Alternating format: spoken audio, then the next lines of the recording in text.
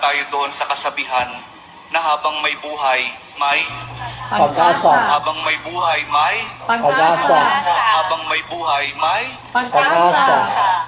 pagsubok. Dahil tayo katiwala ng Diyos, binibigyan din niya tayo ng iba't ibang klase ng pagsubok. Kaya po doon sa pagsubok na yon, saka pa lang natin mauunawaan na talagang ang ating buhay ay mayroong, habang may buhay mayroong Pagsubok. habang may buhay may Pagsubok. pagbangon. Huwag niyong hayaan na kapag meron kayong pinagdaraan ng pagsubok, ay hindi kayo babangon. Kailangan meron tayong pagsumikap na pagtsatsagaan natin yung ating mga pagsubok na pinagdaraanan.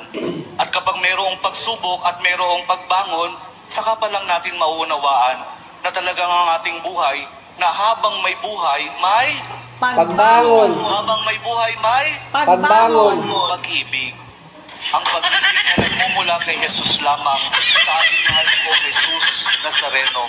Dahil doon, kapag naunawaan natin itong mga bagay na ito, na habang may buhay, may pagsubok, may pagbangon at may pag-ibig na nagmumula lamang kay Jesus, saka pa lang natin mauunawaan at matatanggap na talagang habang may buhay, may